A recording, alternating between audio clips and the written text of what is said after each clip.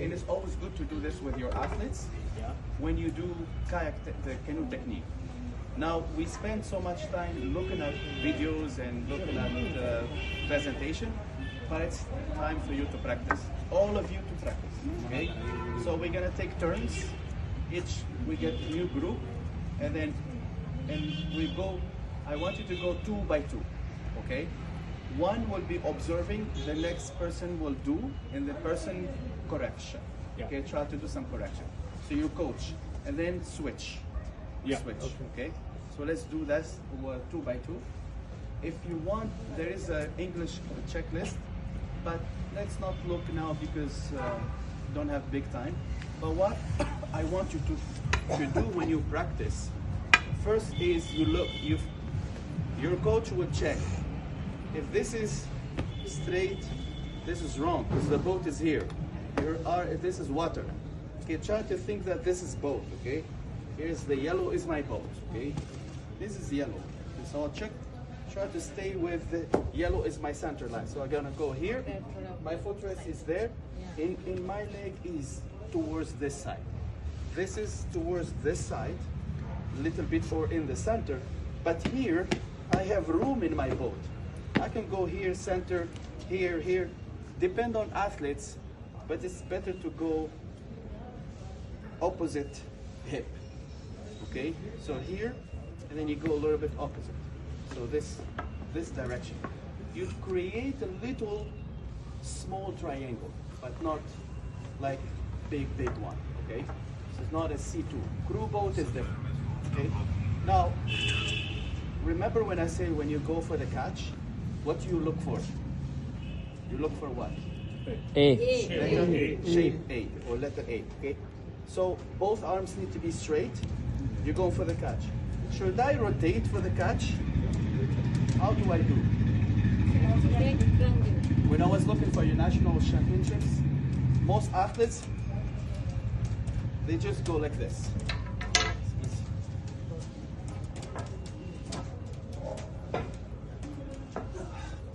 Go like this. It's good, they have power, they have speed, but is that technically right? No, they can go way powerful. So what do? They go A-frame, but look, they dumping the boat body, okay? But the difference when you teach them now, I hope that you get the concept. The concept is when you rotation is body rotation and hip rotation. So instead of doing this, stop doing this, but tell your athlete to rotate, hip, both together, and fall down like this.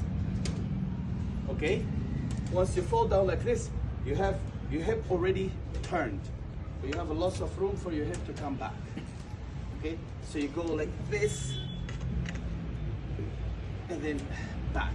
So your hip go against, basically, you're doing this, but that's against the stroke. Okay, so you are rotating, hip rotation, trunk rotation, and you will go as far as you can. It will be the same or much better distance when you use your hip, it's more efficient. Then if you do this, first you cannot reach. If you do this, you can't have, your reach will be like this. And I've seen yesterday, they reach like this. See this top arm bent because they can't move the hip. So what they do, they still want to reach. They want to go as far as they can. So they go like this, but then because the hip will block, they go like this. Look at me. If I put my hands straight and I go down, this is my limit. I can't because I'm not moving my hip. If I rotate and move my hip, look now.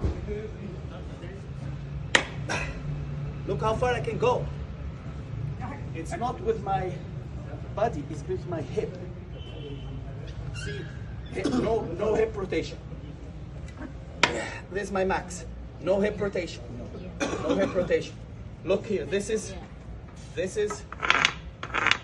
right here. It's beside my leg.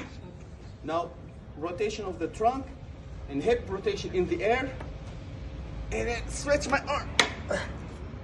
Look how far I can go. It's me because I'm not flexible. Imagine your athlete have really good flexibility.